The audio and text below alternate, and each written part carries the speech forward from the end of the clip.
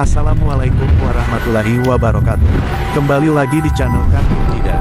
Kali ini Mimin akan membahas karomah Waliullah Kiai Haji Abdurrahman Wahid atau Gus Dur.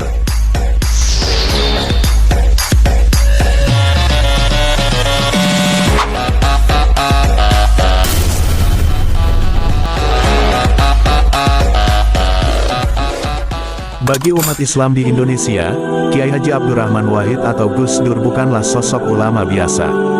Diyakini, beliau adalah seorang wali. Banyak bukti yang menunjukkan bahwa Presiden keempat RI ini adalah seorang wali. Misalnya, kecerdasannya. Kedua, pandangannya yang melampaui zamannya. Gus Dur juga memiliki karomah yang langka.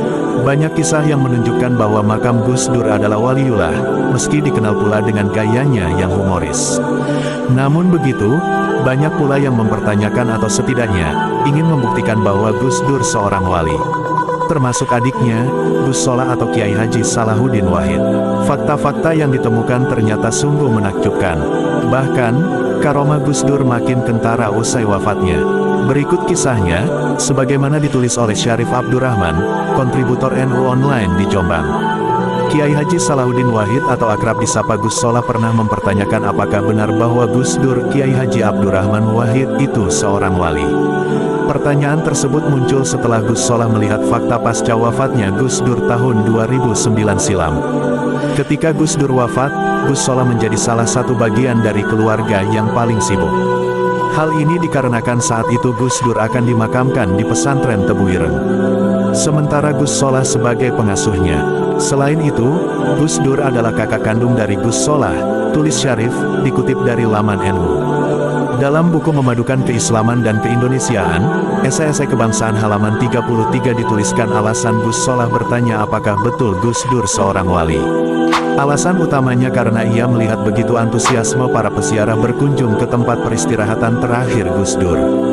Menurut Gus Solah, wali itu mengandung dua aspek, yaitu keagamaan dan sosial. Secara sosial, tidak bisa dibantah bahwa Gus Dur sudah dianggap sebagai seorang wali. Indikasinya bisa dilihat dari adanya peziarah yang mengambil tanah makam Gus Dur untuk tujuan mendapatkan berkah. Hal ini menunjukkan adanya anggapan bahwa Gus Dur sebagai seorang wali.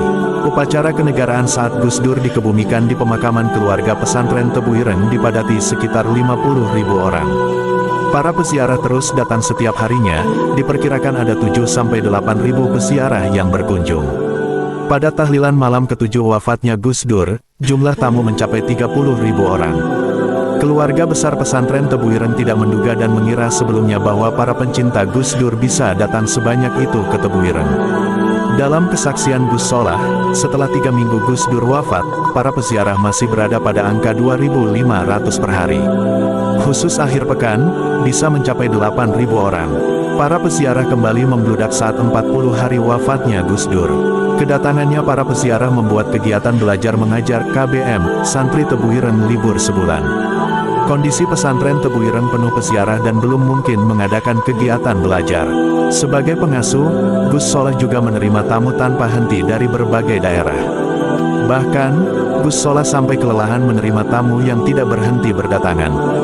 Gus Solah sempat bertanya ke tamu yang berasal dari Banyumas dan Kalimantan, jawabannya peziarah rela datang jauh-jauh karena mereka mencintai, menghormati dan merasa kehilangan sosok Gus Dur. Alasan kedua kenapa seseorang bisa dikatakan wali dilihat dari aspek keagamaan. Dalam aspek ini, Gus Solah mengatakan manusia tidak mungkin mengetahui sejauh mana Gus Dur dapat disebut sebagai wali. Itu adalah rahasia Allah Subhanahu wa Ta'ala.